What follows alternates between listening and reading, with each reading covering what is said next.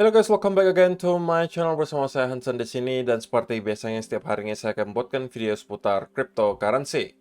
Happy Sunday untuk kalian semuanya dan video hari ini teman-teman kita bakalan kembali membahas seputaran Bitcoin dan ada beberapa data yang menurut saya cukup penting untuk kalian ketahui untuk kita bisa mengetahui gambaran sebenarnya apa yang sedang terjadi di Bitcoin. Kita bakalan bahas ada beberapa data sekaligus dan langsung kita bakalan bahas juga tentunya nanti soal price action Bitcoin. Namun sebelum itu kita bakalan mulai dari CoinMarketCap terlebih dahulu. Per hari ini secara global market cap crypto berada di angka 1,2 triliun dolar atau naik sekitar 0,22%. Nah, di top 10 coin sendiri juga kita melihat dominan berwarna hijau, kenaikannya ranging antara 0, sekian persen hingga kurang lebih 2%. Satu-satunya yang merah, dua bahkan, satu Dogecoin, yang kedua adalah Ethereum, sisanya hijau. Yang menjadi top performer hari ini merupakan XRP dengan kenaikan 2,64% ke 0,48 dolar. Untuk hari ini kita juga melihat Fear and Greed Index mulai start untuk masuk ke arah greed ya teman-teman. Setelah kemarin masih berada di area netral, kita melihat kali ini sedikit ticking ke arah greed walaupun masih berada di batas ya. Kalau misalnya kita melihat Bitcoin sedikit terkoreksi, harusnya ini akan kembali ke arah netral. Jadi kita berada di ambang batas antara netral menuju greed gitu. Tapi kalau misalnya Bitcoin kita lihat meneruskan railingnya mungkin dalam beberapa waktu mendatang, harusnya kita akan melihat Fear and Greed Index menuju ke mungkin angka 65 atau sekitaran 66. Oke, so itu adalah outlook sementara dari beberapa top coin yang ada. Sekarang kita langsung aja masuk ke data dan berita terbaru hari ini. Nah, teman-teman, yang pertama kita bakalan bahas kira-kira untuk 7 hari ke depan ada data ekonomi penting apa sih yang perlu kita waspadai gitu. Setelah saya screening sekilas tadi, minggu depan termasuk minggu yang cukup menyenangkan harusnya karena akan ada beberapa data penting yang menurut saya bisa menggerakkan market. Nah, di tanggal 3 Juli kita akan mendapatkan ISM Manufacturing PMI ya, walaupun menurut saya ini tidak akan terlalu signifikan, tapi kalau misalnya di sini kalian lihat kategorinya itu high impact. Kemudian akan ada FOMC Minutes, di mana tentunya di sini Kakek Powell kembali akan melakukan speech. Ya, kalau misalnya ada sesuatu yang surprising atau mengejutkan yang disampaikan oleh Kakek Powell, maka harusnya kita bisa melihat reaksi dari market. Tapi kalau misalnya tidak, alias omongannya masih persis dengan yang dia lakukan terakhir kali, ya harusnya kita tidak akan melihat reaksi yang terlalu signifikan.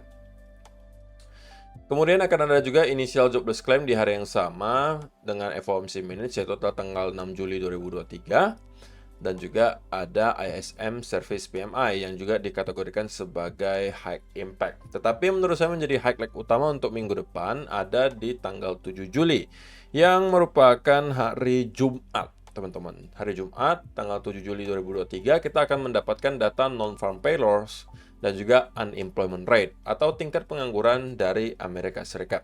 Untuk sementara tingkat pengangguran Amerika Serikat diekspektasikan stay di angka 3,7% setelah terakhir kali kita melihat ada peningkatan yang lumayan signifikan teman-teman dari 3,4 menjadi 3,7. Tapi kalau misalnya kalian lihat datanya, data historisnya dari bulan Juni 2022 hingga sekarang memang 3,7 sampai 3,4 itu menjadi range-nya. Oke, kita hanya bolak-balik di sekitaran area tersebut. Nah, kalau misalnya sampai kita melihat unemployment rate itu jebol di atas 3,7%, alias mungkin ke 3,9, 4%, dan lain-lain, harusnya kita akan melihat reaksi positif dari market. Tapi sebaliknya, jika unemployment rate kembali menguat, itu mungkin kita bisa melihat ada sedikit selling pressure di market, karena kalau misalnya unemployment rate justru menguat, mungkin ke angka 3,6, 3,5, atau 3,4, maka itu kembali memperbesar chance atau kesempatan bahwa The Fed kemungkinan bakal menaikkan suku bunga lagi, mungkin 1 atau 2 kali lagi sebelum pada akhirnya mereka akan memutuskan untuk stay di angka tersebut. Oke, jadi ini adalah yang pertama, beberapa data ekonomi yang perlu kita waspadai untuk minggu depan. Yang kedua, kita sudah closing juga monthly candle ya teman-teman di bulan Juli dan kita mendapatkan bulan Juni yang cukup baik, kenaikan sebesar 12%. Oke, kita bulatkan saja 11,97 di sini. Dan ini sudah merupakan bulan kelima yang berwarna hijau di tahun 2023. Tentunya ini merupakan start yang cukup baik. Tetapi yang perlu saya pesankan ke teman-teman adalah kalau kita lihat dari segi data historisnya, maka tidak ada satupun tahun di mana kita hanya melihat satu bulan yang berwarna merah. Minimal, kalau kalian perhatikan tahun terbaik itu ada di, ini contohnya ya, di tahun 2017 teman-teman. Itu tahun yang cukup baik. Hanya ada 2 bulan yang berwarna merah. Kemudian 2013, itu hanya ada 3 bulan yang berwarna merah. Dan 2012, ini saya nggak tahu datanya, kemungkinan yang Maret atau April juga ada salah satu yang merah harusnya. Jadi kita anggap minimal 2 atau 3 teman-teman. Jadi kalau untuk sekarang kita baru ada 1, kita mungkin masih bisa expect 1 atau 2 bulan lagi berwarna merah. Kalau memang tahun ini kita bakalan bullish banget gitu. Jadi kalian nggak perlu expect juga bahwa kita akan setiap bulan closing berwarna hijau. Akan ada saatnya kita kembali terkoreksi mungkin selama beberapa lama, baru kita akan start kembali rally. Tetapi kalau kita lihat untuk bulan Juli sendiri secara overall itu merupakan bulan yang cukup baik loh teman-teman untuk Bitcoin sendiri. Karena kenapa? Dari tahun 2022 hingga 2011, kita hanya mendapatkan ada 1, 2, 3, 4 bulan saja yang berwarna merah. Itu pun penurunannya itu nggak terlalu signifikan, teman-teman. Hanya minus 6,81%, minus 7%, minus 7%, minus 17,08%. Ini sudah maksimal. Tetapi kalau misalnya kalian lihat bulan-bulan yang lainnya, itu biasanya juga lumayan signifikan penurunannya. Di sini ada yang 37%, di bulan Mei ada yang 35%, di bulan Agustus ada yang 38%, di bulan September ada yang 37%, Oktober 37%, dan seterusnya. Bulan yang termasuk cukup baik itu adalah bulan Juli, oke, itu maksimal hanya minus 17%, dan juga di bulan April. Kita hanya melihat maksimal di sini ada minus 17,3%. So, ya kita bolehlah berekspektasi cukup baik untuk bulan Juli ya, karena kalau secara historis juga bulan Juli terlihat sebagai bulan yang cukup baik. Kalaupun merah, biasanya merahnya nggak tebal. Tapi ya mudah-mudahan ya bulan ini kita bisa melihat Bitcoin melanjutkan kenaikan. Itu yang kedua. Yang ketiga, ini spesifik untuk keadaan Bitcoin sekarang ya. Setelah kemarin kita mendapatkan ada pergerakan seperti ini, teman-teman. Fake out ke atas, kemudian fake out ke bawah. Kalian bisa melihat leverage itu sudah tercuci gitu. Oke, setelah kemarin leverage terus-menerus mengalami kenaikan, akhirnya semua leverage tersebut sudah tercuci, baik dari arah long maupun arah short. Sehingga untuk sekarang, itu sebenarnya sudah menjadi saat-saat yang sehat lagi bagi Bitcoin untuk bisa melanjutkan pergerakannya. Price back to the same level with 10% less open interest shows that spot bid dash back up. Jadi katanya Will Clemente dengan adanya data seperti ini menunjukkan bahwa kenaikan yang kita lihat di sini, oke, dari yang bounce di sekitaran 29.500 ke sekitaran area 30.500 di sini, itu di backing oleh pembelian di spot. Dan itu yang kita mau, teman-teman. Kita nggak mau harganya bergerak naik, itu pure. Hanya dikarenakan banyak orang yang menggunakan leverage untuk membeli. Kita maunya itu didukung oleh spot. Dan ini yang sekarang terjadi. Terlihat dari aggregate open interest yang sudah sangat rendah. Oke, dan harga udah start untuk back up ke atas. Jadi ini sekali lagi memperkuat chance gitu ya, bahwa harusnya Bitcoin sudah siap gitu untuk melakukan pergerakan berikutnya. Dan yang terakhir dari Mustache. Ini ada sebuah indikator yang cukup menarik. Bahwa dia sampaikan, ini ada satu indikator. Seingat saya ini adalah SMA 20 teman-teman, atau Simple Moving Average 20, dan ini di chart monthly. So ini kalau kalian perhatikan merupakan indikator yang sebelumnya secara historis itu terlihat cukup akurat teman-teman. Setiap kali kita masuk ke bear market, biasanya kita bakalan closing di bawah garis SMA 20 ini. Tetapi ketika kita sudah kembali closing di atas SMA 20-nya setelah closing di bawah, alias kita sudah crossover lagi ke atas, itu biasanya sudah menandakan bahwa kita sudah menyelesaikan bear market dan kita akan kemudian building ke bull cycle yang baru. Contohnya seperti apa? Contohnya misalnya di 2011 kita melihat ada satu closing candle di bawah area SMA 20, tapi kemudian ketika kita kembali closing di atas SMA 20 itu sudah menandakan bahwa sudah kita selesaikan fase bear market tersebut dan kita kemudian building bull cycle. Sama juga di tahun 2015. Kita ketika closing di bawah area tersebut, itu biasanya sudah di fase kapitulasi, teman-teman. Oke, kemudian kita drop terakhir, dan ketika kita closing di atas SMA 20 lagi, itu sudah menandakan bahwa kita sudah masuk lagi ke bull cycle yang baru. Walaupun tidak membeli persis di bottom, kalau kalian menggunakan indikator ini, tapi terlihat cukup akurat. Setiap kali kalian membeli, kalian itu masih membeli di awal fase bull market. 2019 juga sama, kita melihat ada fase kapitulasi di sini, di mana kita crossover ke bawah SMA 20, kemudian kita kembali closing di atas, dan menandakan sudah penyelesaian bear market pada saat itu. Walaupun yang di sini menurut saya itu sedikit terlalu telat ya, kalau misalnya teman-teman baru masuk di sini. Tapi kalau misalnya kalian memang baru masuk pun sebenarnya masih oke, karena ini masih di sekitaran range 7 ribuan dolar, jadi masih ada sekitaran hampir 10x kalau misalnya kalian menjual di all time high. Dan guess what? Kali ini teman-teman kita juga melihat Bitcoin melakukan hal yang serupa, di mana pada tahun 2022 kemarin kita sebenarnya closing sudah di bawah area SMA 20 selama berbulan-bulan. Oke, persis dengan yang kita lihat di tahun 2015. Tetapi kali ini kita sudah kembali closing di atas SMA 20. Nah, tentunya pertanyaan lagi yang akan muncul adalah, apakah this time will be different? Apakah kali ini akan berbeda? Ataukah kita akan kembali mengulangi hal yang sama dengan yang sudah kita lihat beberapa cycle sebelumnya? Kalau memang benar, maka harusnya ini juga memperkuat probabilitas bahwa kita sudah menyelesaikan bear market dan sekarang kita sudah berada di awal fase bull market. Awal fase bull market, teman-teman, itu bukan berarti kita setiap bulan bakal melihat kenaikan. Akan ada fase yang sangat membosankan yang kemungkinan bisa kita lewati. Contohnya seperti apa? Contohnya kalau kalian dilihat 2015 atau bahkan 2011 deh. Ini kita 4-5 bulan itu sideways, teman-teman. Setelah kita closing di atas SMA 20. Sama juga di 2015, kita 1, 2, 3, 4, 5, 6 candle monthly atau 6 bulan berturut-turut itu sideways juga. Sama juga di 2019, kita justru lebih parah lagi. 1, 2, 3, 4, 5, 6, 7, 8, 9, 10, 11, 12, 13, 14, 15, 16 candle. Jadi lebih dari setahun kita sideways, hanya di sekitaran range di sini sebelum pada akhir kita mampu breakout. Jadi kalian jangan expect bahwa perjalanan akan selalu mulus ya teman-teman. Tentunya ya harapan kita modelnya itu kenaikannya seperti ini, yaitu harapan. Tetapi kalian juga harus siap apabila yang terjadi adalah kita justru sideways selama berbulan-bulan dulu, sebelum pada akhirnya kita bisa kembali rally ke area yang lebih tinggi. Kalian harus siap dengan itu. Oke, karena kalau misalnya kalian tidak siap, maka kalian bisa aja menyerah di pertengahan jalan, teman-teman. Seperti contohnya 2019.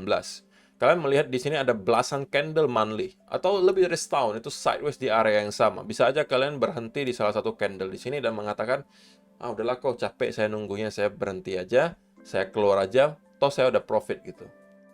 Ya sebenarnya tidak ada yang salah juga dengan itu kalau misalnya memang kalian tujuannya hanya untuk short term. Tapi kalau misalnya kalian memang tujuannya untuk investasi, ya at least jualannya tunggu di all time high yang baru lah teman-teman.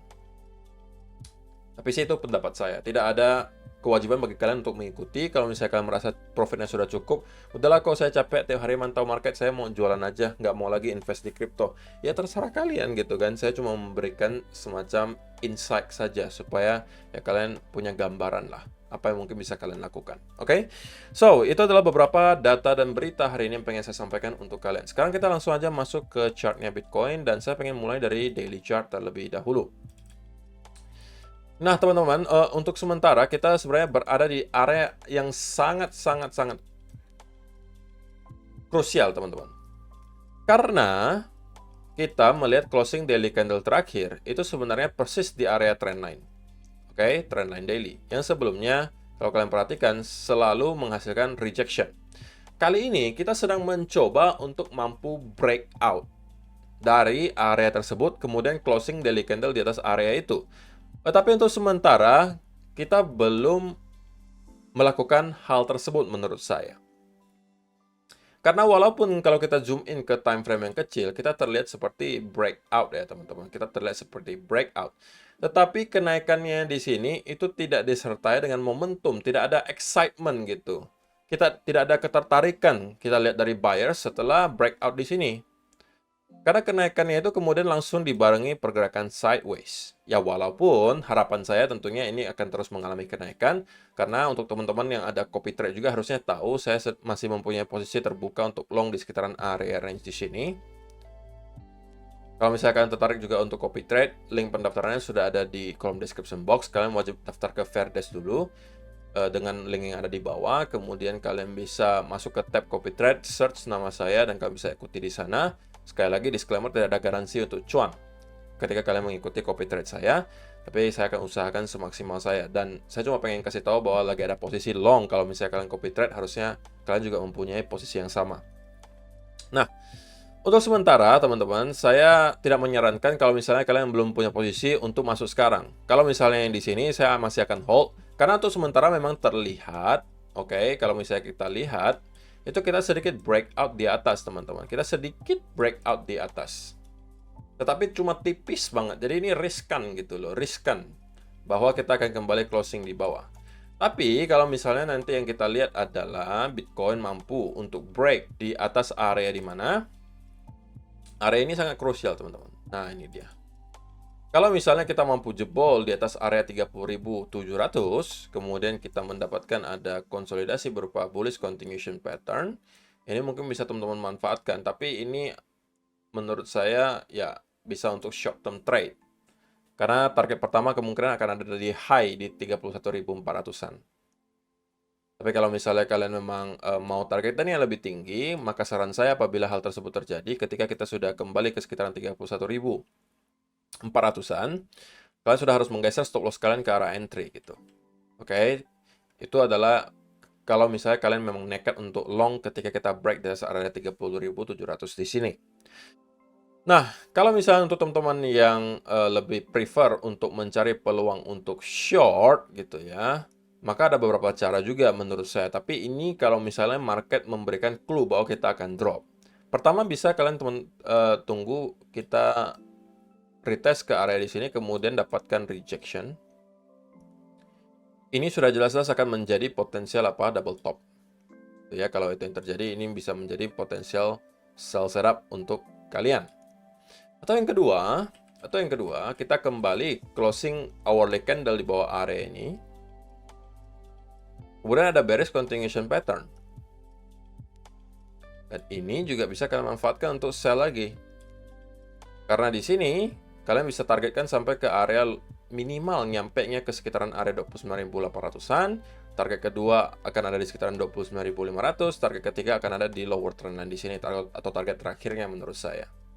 Dan ini kalau misalnya terjadi, ini juga akan kembali menjadi peluang yang sangat baik untuk orang-orang yang mau swing long gitu ya, karena dari sini RR-nya tentunya akan jauh lebih baik. Tapi untuk sementara, market masih memberikan kita clue bahwa mereka berhasil untuk breakout di atas trendan di sini. So, kita masih tidak boleh langsung mengatakan bahwa kita akan kembali bearish ke bawah. Artinya kalau misalnya kita sudah break di atas area trendan di sini, walaupun tipis, maka tentunya chance-nya atau probabilitasnya sedikit lebih tinggi bahwa kita akan melanjutkan kenaikan. Walaupun pergerakan yang kita lihat di hari Sabtu dan Minggu ini tidak disertai dengan volume sama sekali, teman-teman.